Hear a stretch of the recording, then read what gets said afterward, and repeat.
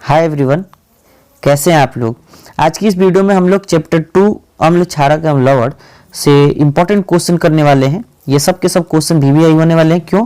क्योंकि कुछ सवाल जो पूछे गए हैं उसकी चर्चा हम कर लेंगे और कुछ सवाल जो पूछने के चांस है उसकी चर्चा कर लेंगे। तो ये बहुत ही इंपॉर्टेंट वीडियो है, पूरा लास्ट तक देखिए।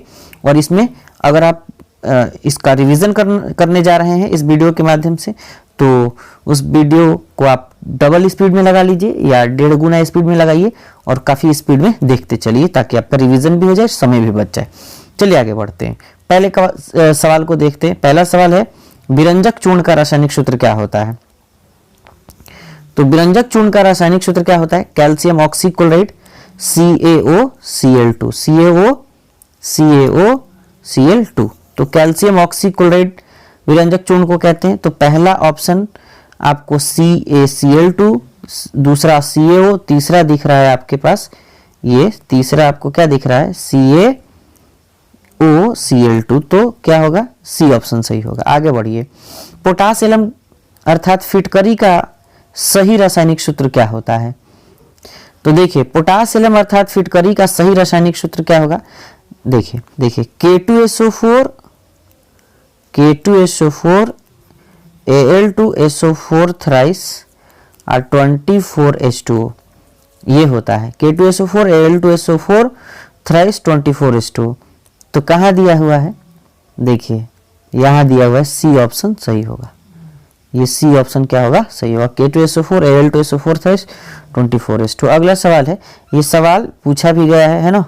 तो देखिए अगला सवाल है, बेकिंग पाउडर का अणु सूत्र क्या होता है? ये सवाल आपसे पूछा गया 2014 में। तो बेकिंग पाउडर का अणु सूत्र क्या होता है? सोडियम बाइकार्बोनेट को बेकिंग सोडा या खाने वाला सोडा या सोडा या पाक सोडा के नाम से भी जानते हैं इसको। तो ये बेकिंग सोडा है जिसको हम लोग NaHCO3 लिखते हैं। सी ऑप्शन सही होगा। अगला सवाल, ग्लूकोज का रासायनिक सूत्र क्या होता है? तो ग्लूकोज का रासायनिक सूत्र होता है C6H12O6। तो बी ऑप्शन सही होगा। 2016 में ये सवाल पूछा गया है। अगला सवाल, चीनी का रासायनिक सूत्र क्या होता है? ये भी 2015 में आपसे सवाल पूछा गया है। यहाँ देखिए 2015 में सवाल पूछा गया है। तो चीनी का रासायनिक सूत्र क्या होता है भाई? देखिए चीनी का रासायनिक सूत्र C12, यहाँ लिख देते हैं C12H22O11 है ना। तो ये चीनी का रासायनिक सूत्र है जिसको सुक्रोज या और शर्करा के नाम से भी जाना जाता है। तो ये सही जवाब क्या होगा? सी ऑप्शन सही जवाब होगा। अगला सवाल है, चीनी का रासायनिक सूत्र, वही बात है। अगला है, संगमरमर का रासायनिक सूत्र क्या होता है? तो संगमरमर आपसे सवाल पूछा गया 2013, 2015, 17 सब में पूछा गया सवाल है। तो संगमरमर का रासायनिक सूत्र होता है CaCO3। तो ये आपका ऑप्शन नंबर क्या होगा? आपका ऑप्शन नंबर ए सही होगा। आगे बढ़िए। खड़िया का रासायनिक सूत्र क्या होता है? देखिए खड़िया का रासायनिक सूत्र और संगमरमर या मार्बल का रासायनिक सूत्र, ये सब के सब उनका रासायनिक सूत्र एक ही होता है। तो CaCO3, ये सी ऑप्शन आपको दिख रहा होगा। तो सी ऑप्शन सही है। अगला बात, 2017 में ये सवाल पूछा गया है। अगला सवाल है, नीला थोथा का रासायनिक सूत्र क्या होता है? तो ये देखिए 15 में सवाल पूछा गया, नीला थोथा का रासायनिक सूत्र CuSO4 5H2। तो बी ऑप्शन आपको दिख रहा होगा, CuSO4 5H2। अगला सवाल, सोडियम कार्बोनेट का अणु सूत्र क्या होता है? देखिए सोडियम कार्बोनेट को Na2CO3 लिखते हैं। तो ऑप्शन चेक कर लीजिए, सोडियम कार्बोनेट किसका होगा भाई? चेक करिए, सोडियम कार्बोनेट चेक करिए। ऑप्शन नंबर आपको दिख रहा होगा ए, Na2CO3। आगे बढ़िए।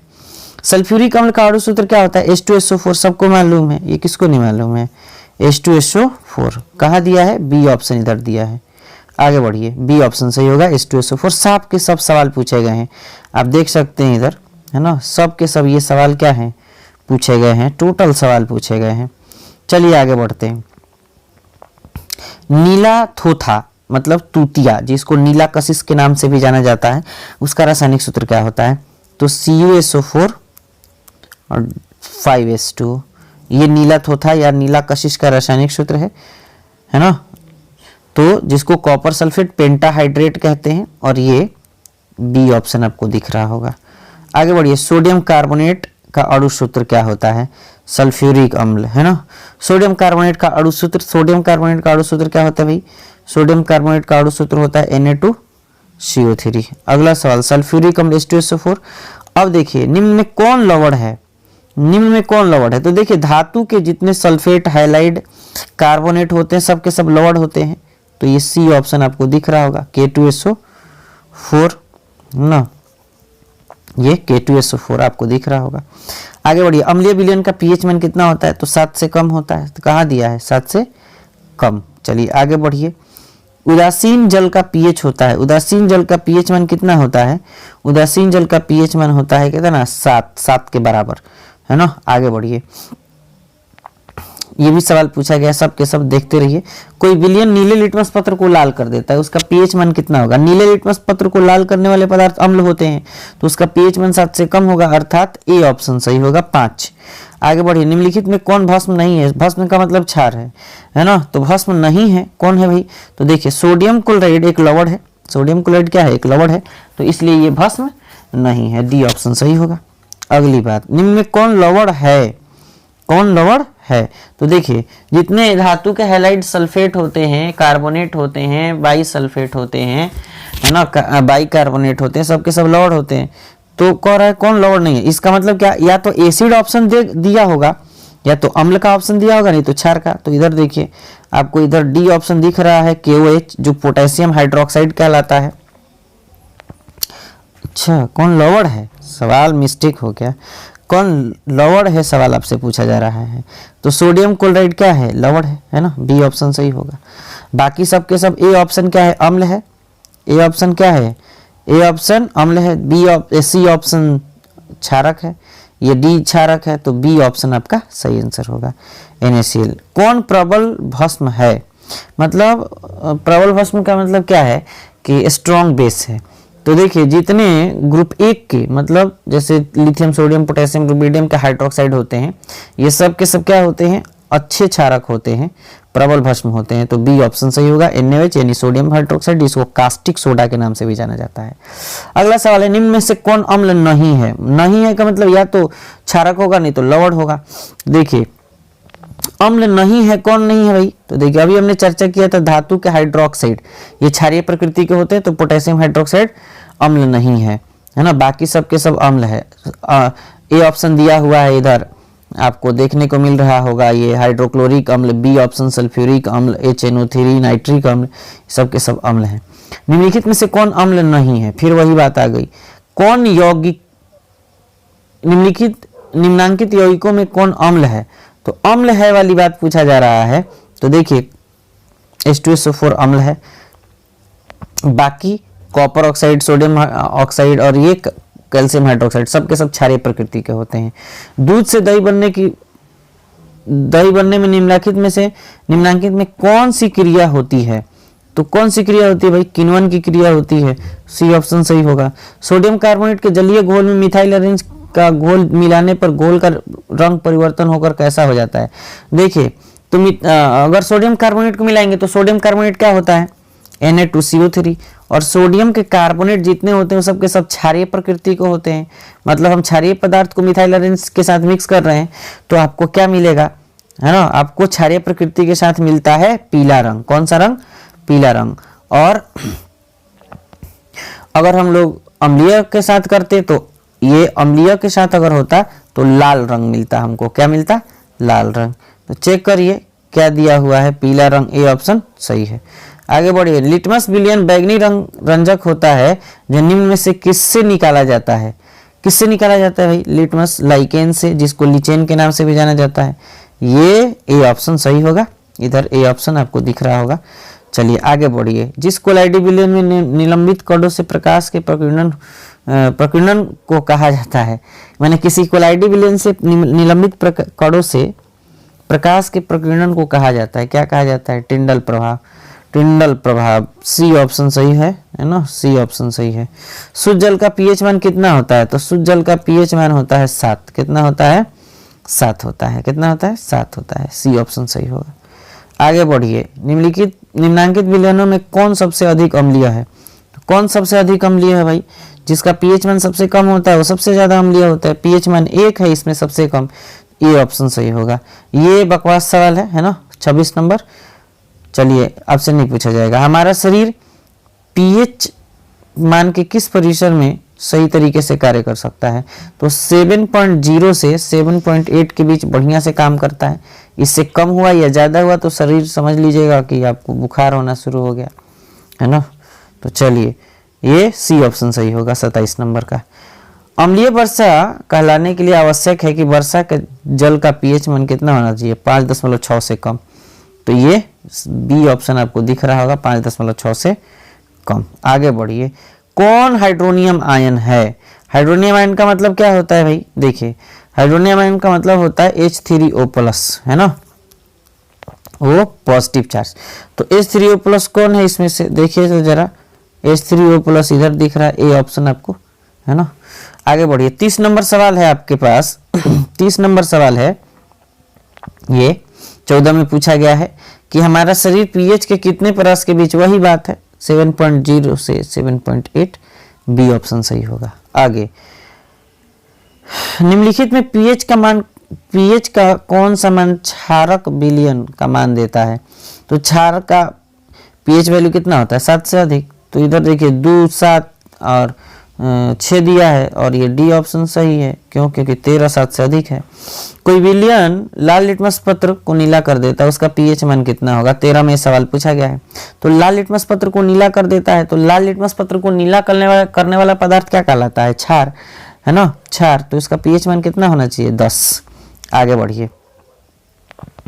अगला सवाल है, निम्नलिखित में किस लवण में रवा जल नहीं बनता है, माने नहीं रहता है? तो देखिए बेकिंग सोडा को NaHCO3 कहते हैं, इसमें जल के क्रिस्टल नहीं है, तो बेकिंग सोडा सही आंसर होगा। लेकिन बाकी की अगर चर्चा करें तो नीला थोथा CuSO4 आप 5H2O लिखाता है, तो इसमें जल के क्रिस्टल है। जिप्सम में CaSO4 2H2O, तो 2H2O भी जल का क्रिस्टल है।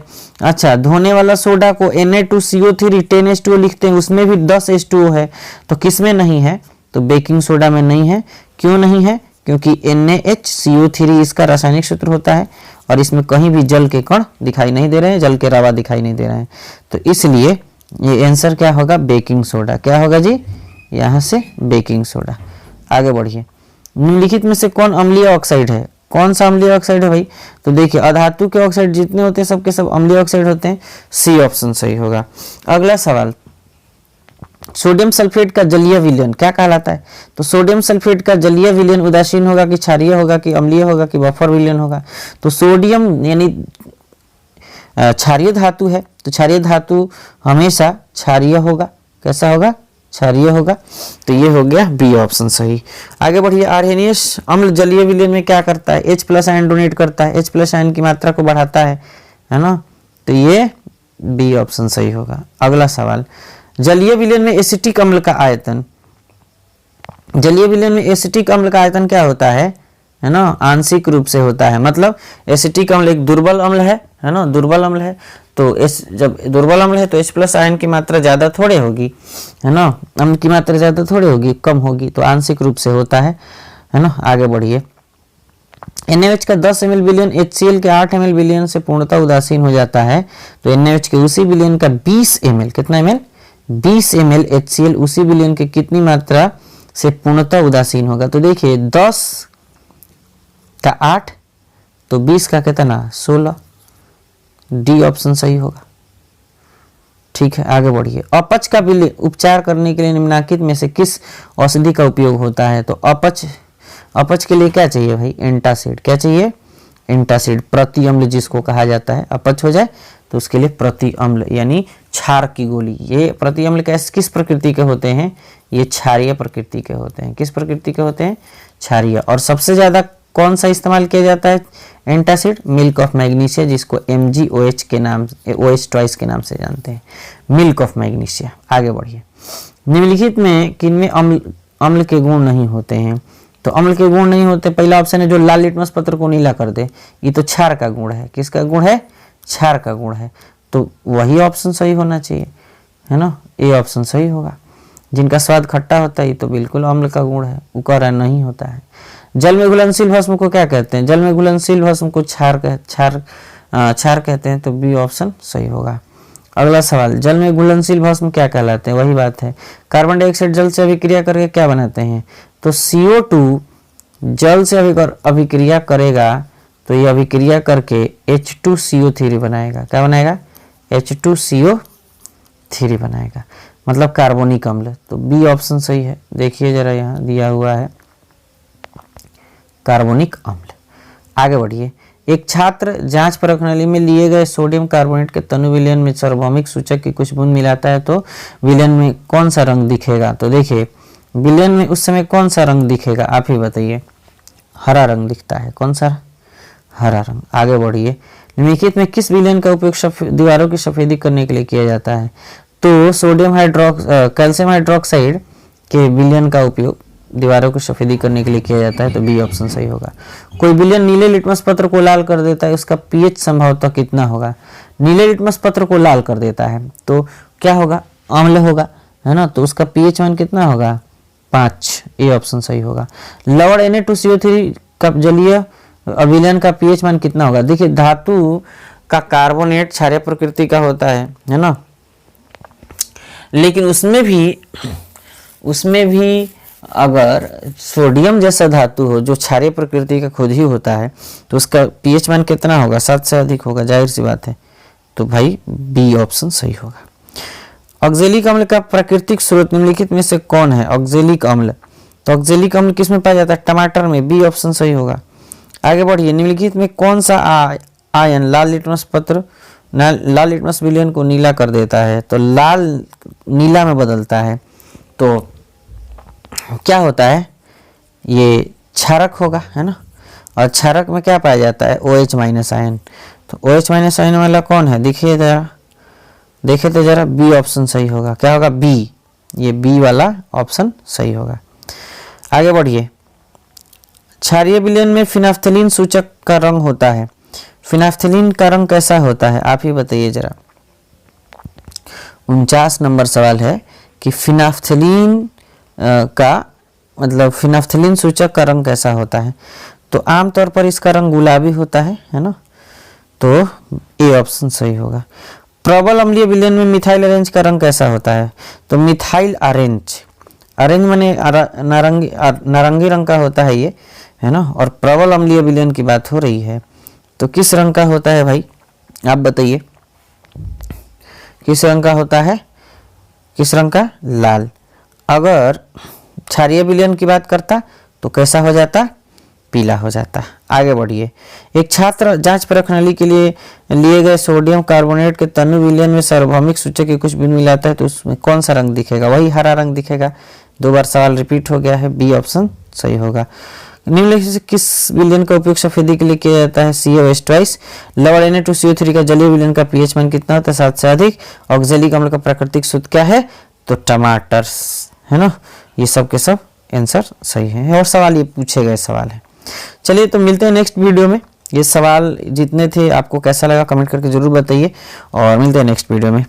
और वीडियो देखने के लिए बहुत बहुत शुक्रिया और ये है थैंक यू बड़ा वाला। चलिए मिलते हैं नेक्स्ट वीडियो में।